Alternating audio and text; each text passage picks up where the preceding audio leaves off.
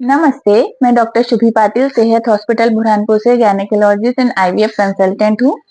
Unexplained infertility इसका मतलब क्या है?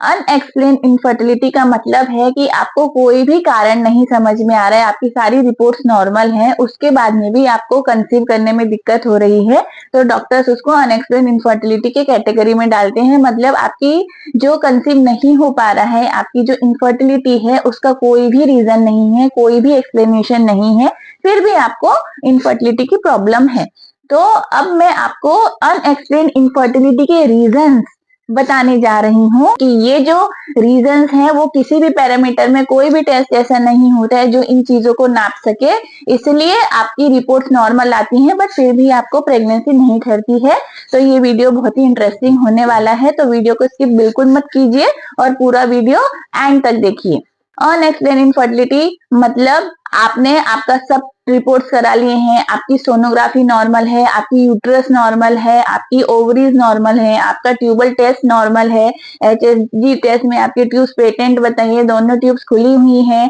आपकी ओवुलेशन स्टडी में आपके अंडे भी बन रहे हैं, टाइम पे बन रहे हैं, टाइम पे मेच्योर हो रहे हैं, टाइम पे फूट रहे हैं। उसके बाद में आपका जो हस्बैंड का सीमेन का टेस्ट है वो भी एकदम नॉर्मल है, काउंट्स भी बहुत अच्छे हैं, मोटिलिटी भी अच्छी है, मॉर्फोलॉजी भी अच्छी है, सब कुछ अच्छा है, फिर भी आपको प्रेगनेंसी नहीं ठहर रही है। तो आपकी समझ में नहीं आता है कि क्यों नहीं ठहर रही है, और आप ट्रीटमेंट लेते जाते हैं, उसके बाद में भी आपको समझ में नहीं आता है कि प्रेगनेंसी क्यों नहीं ठहर रही, और आप बहुत ही ज्यादा कंफ्यूज हो जाते हैं और बहुत ही ज्यादा डिप्रेस हो जाते हैं कि जब कुछ प्रॉब्लम है ही नहीं तो हमें प्रेगनेंसी ट्रीटमेंट लेने के बाद में भी क्यों नहीं ठहर रही है। जब आप नॉर्मल ट्रीटमेंट लेते हैं, मतलब सबसे पहले तो आप घर पे ट्राई करते हैं। अगर आपने 5-6 महीने या फिर 1 साल ट्राई किया, उसके बाद में आपको प्रेगनेंसी नहीं ठहरी, तो फिर आप डॉक्टर के पास जाते हैं, डॉक्टर आपके टेस्ट करवाते हैं, वो सब डॉक्टर्स नॉर्मल बताते हैं, फिर डॉक्टर्स आपको मेडिसिन देते हैं। पहले 1-2 महीना सिर्फ मेडिसिन देते हैं और आपको बोलते हैं घर पे ट्राई कीजिए। उसके बाद में आपको जब प्रेगनेंसी नहीं ठहरती है तो फिर आपको वो रेगुलरली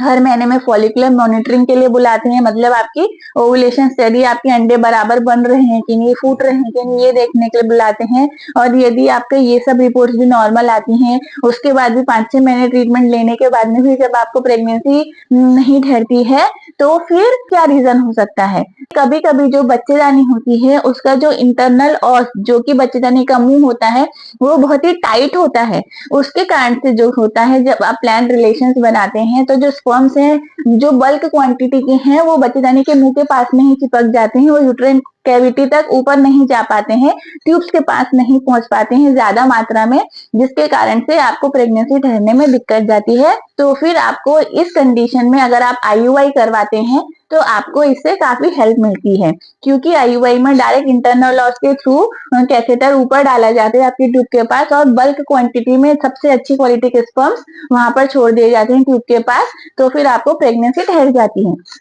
अब सेकंड रीजन क्या हो गया? सेकंड रीजन ये कि जो आपके बच्चेदानी का मुंह होता है, सर्विक्स होता है, आपका जो वेजाइना होता है, वहां पे एकदम थिक म्यूकस प्लग होता है, वहां पर भी कई सारे स्पर्म्स अटक जाते हैं और वो उस वजह से ऊपर नहीं जा पाते हैं। तो जब आप घर पे प्लान रिलेशंस बनाते हैं तो उस कारण से भी आपको प्रेगनेंसी नहीं ठहर पाती है। तो इस कंडीशन में भी आपको आईयूआई की मदद से प्रेगनेंसी ठहर सकती है।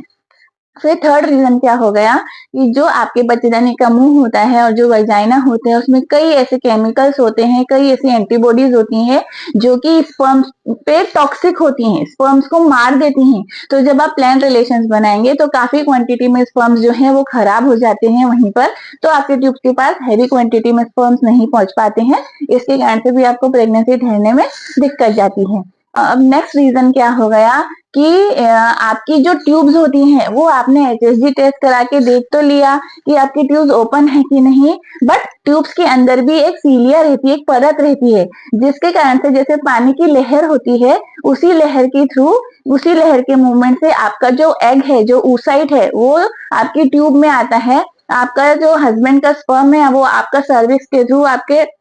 एंडोमेट्रियम के थ्रू आपके ट्यूब में जाता है, और आपके हस्बैंड का स्पर्म और आपका जो ओवम है वो आपकी ट्यूब में मिलते हैं। उसके बाद में वहां पे वो डेवलप होते हैं, उसके बाद में सीलियरी मूवमेंट के थ्रू वो यूट्रस में जाके इम्प्लांट होते हैं। तो यदि वो सीलिया के मूवमेंट में कुछ खराबी है या सीलिया के फंक्शन में कुछ खराबी है तो फिर उसके कारण से जो आपका एम्ब्रियो है वो आपके बच्चेदानी तक नहीं पहुंच पाता है, जिस कारण से वो वहां इम्प्लांट नहीं हो पाता है और आपको प्रेगनेंसी नहीं ठहर पाती है। यही एक रीजन होता है कि आपको एक्टोपिक प्रेगनेंसी, मतलब कभी कभी आपके ट्यूब में भी प्रेगनेंसी ठहर जाती है क्योंकि आपके सीलिया की मूवमेंट अच्छी नहीं थी, तो वो आपके एम्ब्रियो को बच्चेदानी के एंडोमेट्रियम तक नहीं पहुंचा पाई और आपकी ट्यूब में ही प्रेगनेंसी डेवलप हो गई, तो उसको हम एक्टोपिक प्रेगनेंसी बोलते हैं। ऐसी भी एक कंडीशन हो सकती है। तो इसका कोई भी पैरामीटर, कोई भी टेस्ट ऐसा नहीं है जो ट्यूब्स की फंक्शनिंग एक्सप्लेन कर सके। ट्यूब्स ओपन है ये बता सकता है, बट ट्यूब्स फंक्शनिंग है क्या, ऐसा कोई भी टेस्ट नहीं बता पाता है। तो 100 में से एक पेशेंट को ये प्रॉब्लम भी होती है, तो इसके कारण से भी प्रेगनेंसी नहीं ठहरती है। अब नेक्स्ट रीजन जो अनएक्सप्लेन इनफर्टिलिटी का है, कभी कभी जो oocyte रहता है, जो उसकी वॉल इतनी थिक होती है कि जो स्पर्म है वो उसके अंदर एंटर ही नहीं कर पाता है। तो अगर वो एंटर ही नहीं कर पाएगा तो फर्टिलाइज कैसे होगा। तो इस कंडीशन में आपको आईवीएफ हेल्प करता है, क्योंकि वो इक्सी के थ्रू डायरेक्ट स्पर्म को आपके ओवम के अंदर छोड़ देते हैं, जिससे एम्ब्रियो बनता है और आपके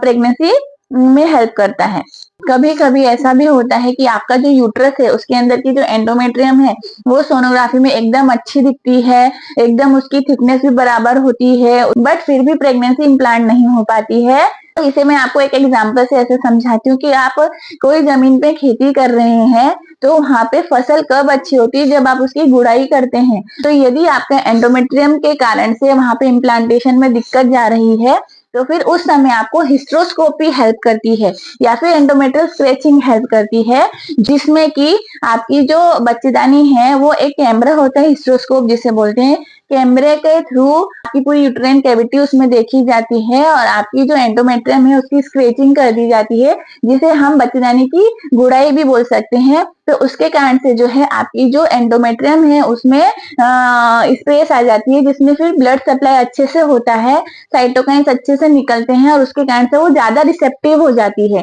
तो यदि आपने सुना होगा कि जिनको प्रेगनेंसी नहीं ठहरती है तो कई डॉक्टर्स उनको हिस्ट्रोस्कोपी करने की या फिर बच्चेदानी की सफाई करने की सलाह देते हैं। तो उसकी एक यही कारण है कि इस वजह से इसके बाद में कई लोगों को प्रेगनेंसी ठहर जाती है।